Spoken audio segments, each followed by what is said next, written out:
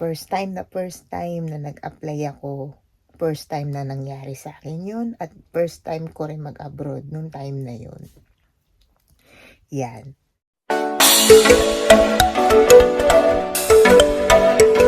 Hi mga kaswisi! So nagbabalik po ako ulit sa aking YouTube channel. Ayan, so nandito na naman tayo sa ating episode for today.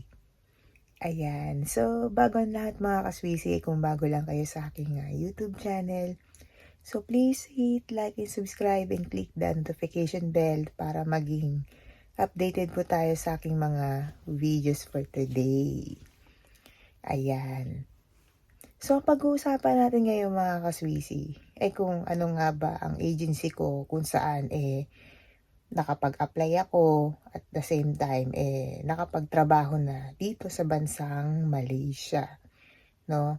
So nakita niyo naman yung mga dati kong mga videos kung saan na-explain ko naman na kung paano yung mga procedure, yung mga bahay, yung tradisyon na meron, mga pagkain, tapos kung ano yung klaseng lahi ang makikita ninyo doon sa bansang Malaysia.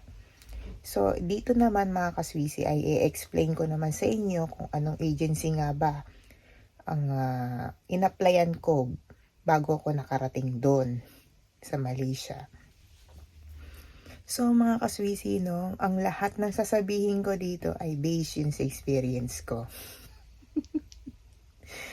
Yan. So, isi-share ko lang sa inyo, no. So, before ko sagutin yan kung anong agency ito, so, explain ko muna yung mga kaganapan nun, ng mga panahon na first time na nag-apply ako, first time na nangyari sa akin yun, at first time ko rin mag-abroad nung time na yun. Yan. So, dito mga kaswisi, nung time na nagsimula akong mag-apply, siguro year 2020 yun, no? Kasi nakuha ko na yung passport ko noon, 2020. Tapos, nag-search ako sa Facebook. Maraming mga pages, mga agency, mga agent kung saan nagpo-post sila na hiring sila, ganito, ganyan, no placement fee, ganun. Syempre, pag sinabing no placement fee, ibig sabihin wala kang gagastusin, no? Since wala naman akong pera noong time na yun, as in wala talaga akong pera. So sabi ko, sige, itatry ko. So nung nag-apply ako mga kaswisi, kung tutusin, ang a-applyan ko talaga is dito, is Hong Kong, which is nangyari naman yun, no? So, step by step po itong sasabihin sa inyo para malaman ninyo at magkaroon kayo ng tips and ideas pa rin mga kaswisi. Yan. So after kong mag-browse sa Facebook kung saan maraming hiring no mga time na yon. So inalam ko yung mga address, tapos kung saan sila kasi ang dami maraming agency ako napuntahan, no. Yun, para mag-apply, ganyan. Kasi ibinibigay ko lang naman doon yung photocopy lang naman ng aking passport. Hindi naman yung mismong passport ko. Kaya yun. So, isang araw, nagpunta ako sa agency na to. Kasi kung saan, itong agency na to is, hindi ko expected na kukunin nila yung passport ko. Ganon. Pero bago yon, syempre, ang nangyari sa akin, so nag-walk-in ako, no, dun sa agency na to. So, nagtanong ako doon sa guard na, saan po pala dito yung itong pangalan na to, ganyan. Ma'am, sa second floor yan, ganito, ganyan, ganyan. So, nagpunta na ako doon. So, ang dinala ko lang mga kaswisi yung passport, tapos nagpo-photocopy ako ng marami nun. Tapos yung picture, yung white background, mga 2x2, saka 1x1. Yan. Tapos, ballpen, syempre. Ano pa ba? Yun lang muna yung dinala ko kasi yun lang naman ang meron ako. Kasi hindi ko alam kung ano yung requirements Kasi mag-a-apply pa nga lang ako, 'di ba? So, yun, nung nagpunta ako doon, so pinaupo ako tapos binigyan ako ng application form. Ganon. So, pinilapan ko yun tapos binigay ko sa kanya. Ganon, kasi may konting interview. Tagal ko din naghintay doon after ko ma-fill upan kasi marami kami. Marami kami noon. Tapos ba tawag dito? Habang naghihintay kami, syempre lumilipas yung oras. Nagugutom ka na. Hindi ka makakain kasi inihintay mo yung ano mo eh. Bali, ang nangyari sa akin noon, so may konting interview. Tapos pagsusuotin ka ng talagang pang helper o pang maid talaga na uniform. Kasi pipicturan ka. Tapos gagawin ka na mismo ng video dun mismo sa ano na yun. Kakabisaduhin mo yung linya mo na ganito, ganyan, ganyan, ganyan. Yun. Sasabihin mo dun na ako si ganito, ito yung edad ko, ito yung natapos kong school, ito yung course ko, ito yung naging experience ko. Mga ganun ba? So, i-explain mo yun, no? Tapos may magsasalita sa iyo sa harap ng camera na parang ini-interview ka na ganito, ganyan. Tapos pagpunta mo doon sa agency na to, hindi ka pwede mag-makeup doon. Talagang literal basic, ganito lang. Wala kang lipstick, wala kang hika, wala lahat. No? Kasi mag-a-apply ka nga. Kaya parang ang dating is natural lang yung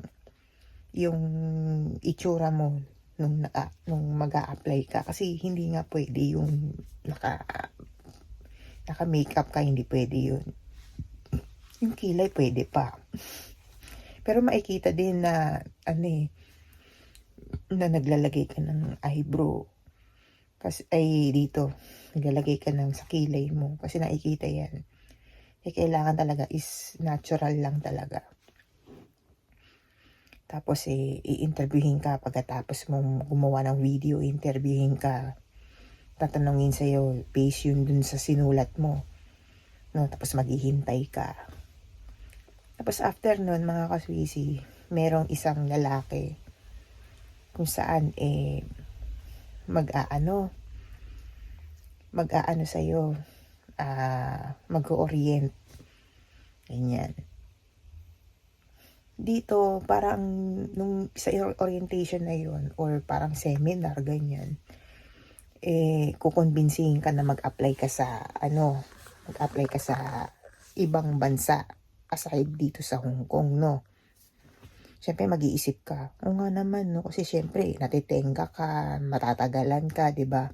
So ang isip mo niyan, o sige, mag-a-apply ako sa ibang bansa naman bukod dito.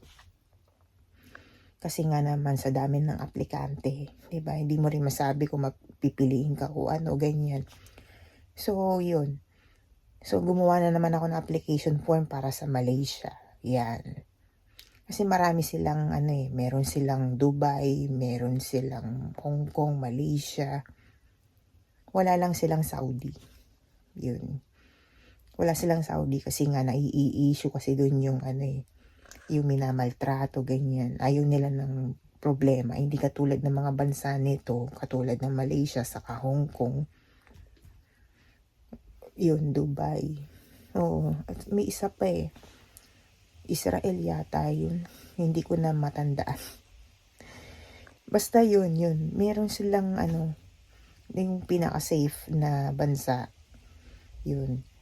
So, papipiliin ka. Ganyan. Kung willing ka pa mag-apply sa ganitong bansa. Ganyan. So, syempre, dahil desperate ka nung time na yun. Dahil ganun yung feeling ko Sabi ko, sige, try na lang natin. Ganyan. Kung sino na mauna. Ganun. So, nag-try ako. So, nag-fill up ako ng application form. Tapos, nag-conduct ng interview. Yun nga lang sa cellphone. Sa cellphone ang interview. Ang mag-i-interview sa'yo, si Ma'am Ann. Hindi mo naman akalain na Pinay pala siya. Kasi, the way siya magsalita, kala mo, hindi mo akalain. Kasi siya yung nag-interview sa akin no'n. Ano pangalan mo, ilang taon ka na, ano ba yung experience mo, ano ba natapos mo, ganyan. Bakit pinili mo ang Malaysia, ganyan. Mga gano'n ba. So, sunod-sunod ang interview no'n.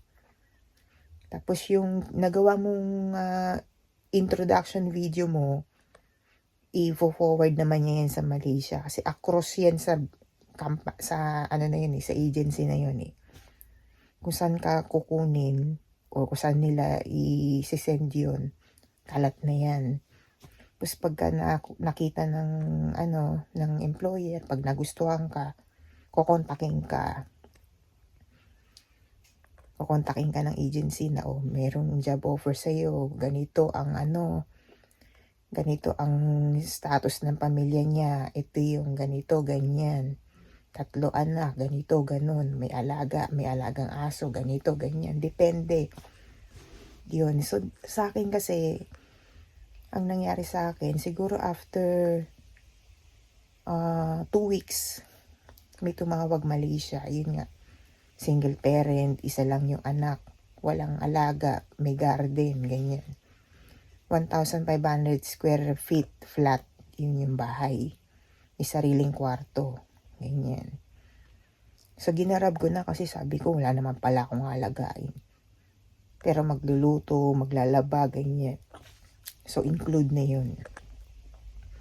Yun. So, nung umagree ako dun sa, na yun, sa status nung meron yung magiging employer ko, siguro mga 2 weeks tinawagan ako. Sabi, pumunta daw ako sa agency para pumirma ng job offer. Yan. Pagkapirma ng job offer, syempre, meron ka thumb mark. Thumb mark yung mo, yung job offer mo. Para patunay na ikaw talaga yun. Kaya yun. So, ganun yung procedure, sunod-sunod na yan. Hanggang sa magte-take ka ng medical, ganyan. Tapos, kukunin na yung passport mo. Tapos, kung ano yung sasabihin sa'yo is, i-comply mo yun. Yun. Hanggang sa nakarating na ako doon sa Malaysia. Tapos, sunod-sunod na yan. So, yung mga videos ko, nandyan lang naman sa channel ko. Tignan nyo na lang. Kaya, yun. So, sasagutin ko na yung tanong ko, Tanong ninyo sa akin. Itanong ko tuloy. So, sasagutin ko lang kung ano yung tanong ninyo, kung anong agency nga ba. Yan. So, ang agency ko ay ito. Yan, makikita nyo na. Yan. Yan. So, pili lang kayo kung saan yan. Kung saan kayo dyan. Yan yung agency ko. So, kailangan yung pumunta dyan kung willing kayong pumunta sa bansang Malaysia. Gusto nyo itry ang inyong kapalaran kung magiging okay ba kayo. Hindi, ang mahalaga susweldo. Ganon. So, I hope na nagkaroon kayo ng tips and ideas pa rin mga kaswisi about sa ating episode for today. Ayan. So, hanggang dito na lang ako mga kaswisi. Bye!